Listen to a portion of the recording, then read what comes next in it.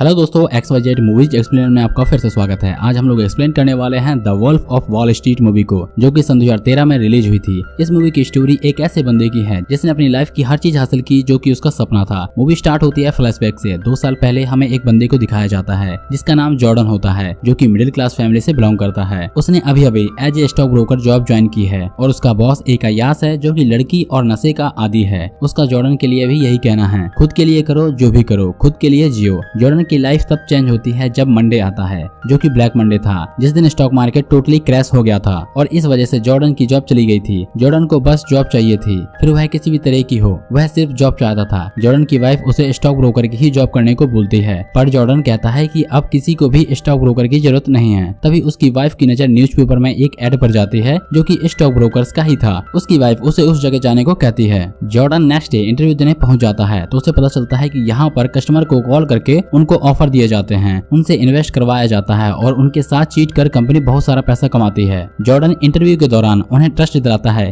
कि वह उसकी कंपनी के लिए बेस्ट से बेस्ट करेगा, जिस वजह से वह जॉब उसे मिल जाती है। और अब जॉर्डन ने अपनी लास्ट जॉब से कंपनी से जो भी सीखा था उसे यहाँ पर इम्प्लीमेंट करता है और अपनी एबिलिटी के बेस पर वह ज्यादा से ज्यादा लोगों को अपनी कंपनी में इन्वेस्ट करने के लिए कहता है। और अब डे बाई डे जॉर्डन की फाइनेंशियल कंडीशन भी ठीक होने लगी है। वह जल्द ही एक बड़ी सी गाड़ी ले लेता है। एक दिन उसका दोस्त एजॉफ उससे उसके जॉब का पूछता है कि वह क्या जॉब करता है, जिस पर जॉर्डन बता देता है एज ए ब्रोकर। एजॉफ को यकीन नहीं होता क्योंकि उस समय स्टॉक मार्केट भी क्रैश हो चुका था। जहां लोगों के पास में पैसा नहीं, वहां जॉर्डन कार खरीद रहा था। एजॉफ उससे उसकी पे स्लिप को पूछता है। अगर वह उसे अपना पे स्लिप दिखा दे तो वह जॉब छोड़ के उसके लिए काम करना स्टार्ट कर देगा। इतना सुनकर के जॉर्डन उसे अपनी पे स्लिप दिखा देता है, जिसे देखकर वह शॉक हो जाता है। $70,000 का। और अब ऑन कॉल ही वह अपने जॉब से रिजाइन कर देता है। और अब जॉर्डन भी अपनी जॉब छोड़ करके पार्टनरशिप में अपनी फर्म खोलता है। और अब जॉर्डन अपने कुछ और दोस्तों को शामिल करता है। एक दिन जब सब मिलकर के अपनी कंपनी को लेकर बातें कर रहे होते हैं तो वहाँ बैठा एक आदमी उनकी बातें सुनकर के कहता है कि वह कुछ भी सेल कर सकता है। तब जॉर्डन उसे एक पेन देकर उसे बेचने को बोलता है, लेकिन वह बहाना बना देता है। और जब जॉर्डन उसे अपने एक दोस्त को देकर के उसे बेचने को बोलता है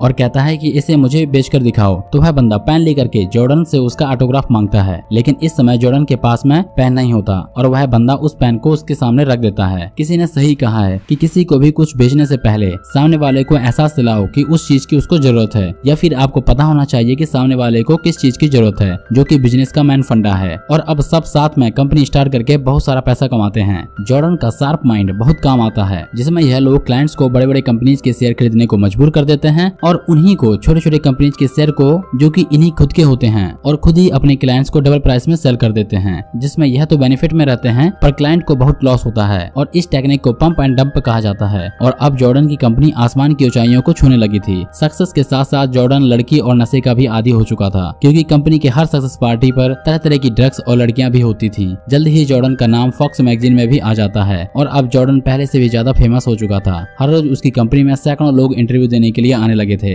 एक दिन जॉर्डन की मुलाकात एक लड़की से होती है जिसका नाम होता है नियोमी। जॉर्डन फर्स्ट मीटिंग में ही नियमों की तरफ अट्रैक्ट होने लगा था। वह दोनों हर दिन एक दूसरे के क्लोज होने लगे थे। इवन उन दोनों के बीच में फिजिकली रिलेशनशिप भी बनने लगे थे। और यह बात जॉर्डन की वाइफ को एक दिन पता चलती है तो वह उसे डाइवर्स ले लेती है और बाद में जॉर्डन नियमों से शादी कर लेता है। और जब नियोमी से शादी की थी उसने उसमें ढेर सारा पैसा भी खर्च किया था और नियोमी को याट भी गिफ्ट की थी। और जल्द ही नियोमी को और जॉर्डन की आदतें खटकने लगी थी, लड़की और ड्रग्स की। और वहीं FBI को भी जॉर्डन पर शक होने लगा था और अब उसकी कंपनी के ऊपर इन्वेस्टिगेशन स्टार्ट कर दी गई थी। उसी दौरान जॉर्डन $22 मिलियन की अर्निंग करता है, जो कि इलीगल थी। और अब FBI को पता चलता है तो उनका शक यकीन में बदल जाता है और अब वो उसके यार्ड पर पहुंचती है जहां पर जॉर्डन अपनी वाइफ के साथ में था। जहां जॉर्डन उन्हें रिश्वत देने की कोशिश करता है, जिस पर ऑफिसर गुस्सा होकर जॉर्डन से जल्दी मिलने का बोलकर चले जाते हैं। और उसके बाद जॉर्डन स्विट्जरलैंड पहुंच जाता है अपना स्विस अकाउंट खोलने के लिए और वहां पर भी एक गलत ऑफिसर से मिलके अपनी वाइफ की आंटी के नाम से अकाउंट ओपन करता है। और वहीं दूसरी तरफ जॉर्डन के 2 पार्टनर के बीच में झगड़ा हो जाता है, जो कि ऑन रोड था। एजॉफ तो निकल जाता है पर ब्रैड को अरेस्ट कर लिया जाता है, क्योंकि वहां पर ऑन रोड झगड़ा करना अलाउ नहीं था, वह इलीगल था। और जॉर्डन को उसका प्राइवेट डिटेक्टिव बताता है, जो कि उसने हायर किया था, क्योंकि उसे डर था कि कहीं कोई उसके काम के बारे में पुलिस को न बता दे। और डिटेक्टिव बताता है कि उसके घर का, ऑफिस का और उसका मोबाइल टैप किया जा रहा है। और उसी दौरान जॉर्डन की तबीयत बिगड़ने लगती है और वो जमीन पर गिर जाता है, क्योंकि एक तो उसने ड्रग ओवरडोज लिया था और ऊपर से FBI की टेंशन। और वो किसी तरह अपनी कार तक पहुंचता है और फिर एजॉफ के घर पहुंचता है और उस पर गुस्सा करता है कि तुमको ब्रैड का पता था तो तुमने मुझे क्यों नहीं बताया। इस बात पर दोनों के बीच में झगड़ा होने लगता है क्योंकि दोनों ही ड्रग्स के नशे में थे। और जब जॉर्डन की आंख आँख खुलती है तो वह दो पुलिस वालों को अपने सामने देखता है जो उसको उसकी गाड़ी दिखाते हैं जो कि पूरी तरीके से डिस्ट्रॉय हो चुकी थी। मतलब वह नशे की हालत में किसी तरह से ड्राइविंग करता हुआ घर पहुंचा था। वह लकी था कि उस पर एक खरोंच भी नहीं आई थी और पुलिस वालों के पास भी उसके अगेंस्ट कोई भी प्रूफ नहीं था। वह उसे रंगे हाथ पकड़ना चाहते थे क्योंकि वह जानते हैं कि वह 420 करके पैसा कमाता है और अब जॉर्डन अपना ब्लैक मनी स्विस बैंक में रखने लगा था। और अब जॉर्डन के फादर उसे इन सब से दूर रहने को बोलते हैं और कहते हैं कि इस वजह से तुम्हारा लॉयर ये प्रूफ कर सकेगा कि तुम गलत नहीं हो और तुम्हारी एब्सेंट में एजॉब सब देख लेगा। और अब तुम बहुत सारा पैसा कमा चुके हो तो तुमको अब एंजॉय करना चाहिए, अपनी लाइफ जीनी चाहिए। नेक्स्ट डे जॉर्डन अपने स्टाफ को बताता है कि वह अब आराम करना चाहता है और अपनी लाइफ के बारे में बताता है कि उसने कैसे यह सब हासिल किया। यह सोच सभी एम्प्लॉय इमोशनल हो जाते हैं और तभी जॉर्डन डिसाइड करता है कि वह कंटिन्यू करेगा तो सभी एम्प्लॉय खुश हो जाते हैं। वहीं ब्रैड जेल से बाहर आ चुका है और इसी खुशी में जॉर्डन एक पार्टी भी देता है। ब्रैड अब जॉर्डन के साथ काम करने से मना कर देता है। हालांकि उसने पुलिस को कुछ भी नहीं बताया पर कहीं न कहीं ब्रैड को इस बात का एहसास हो गया था कि वह जो भी कर रहे हैं वह सब गलत है। इवन FBI जॉर्डन के स्टाफ से भी इंक्वायरी करती है पर वहाँ से भी उन्हें कुछ भी नहीं मिलता। कुछ सालों बाद में दिखाया जाता है कि जॉर्डन और एजॉफ अपनी पत्नी के साथ में एंजॉय कर रहे होते हैं। तभी उसे एक कॉल आता है। यहाँ पर उसको पता चलता है कि उसकी वाइफ की आंटी की डेथ हो चुकी है। यह सुनकर के जॉर्डन पूरी तरह से डिस्टर्ब हो जाता है क्योंकि उसका सारा ब्लैक मनी उन्हीं के अकाउंट में था और जब वो बैंक में कॉल करके पता करता है तो उसे वहाँ पर जल्दी से जल्दी पहुँचने को बोला जाता है। जब उसकी वाइफ को पता चलता है तो वह उनकी फ्यूनरल पर चलने को बोलती है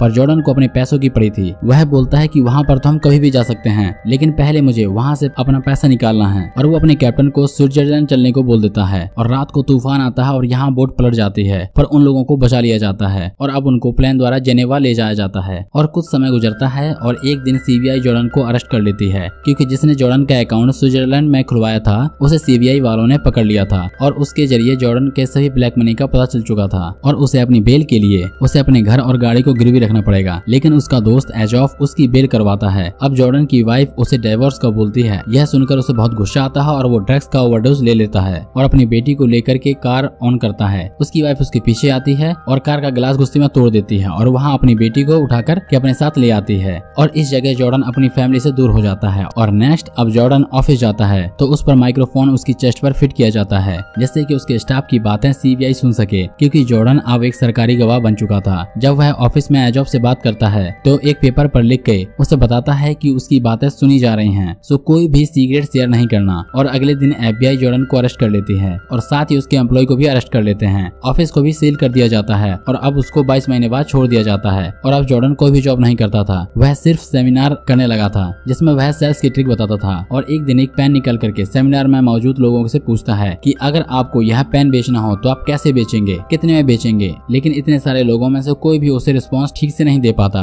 जिसका उसे इंतजार था और वो रिस्पॉन्स उसे मिलता और इसी मोमेंट के साथ यह मूवी यहीं पर खत्म हो जाती है। तो दोस्तों आपको ये मूवी, आपको ये एक्सप्लेनेशन कैसा लगा मुझे कमेंट बॉक्स में बता सकते हैं। अगर आपको वीडियो अच्छा लगा तो वीडियो को लाइक कर लीजिएगा और चैनल को सब्सक्राइब कर लीजिएगा। Thank you.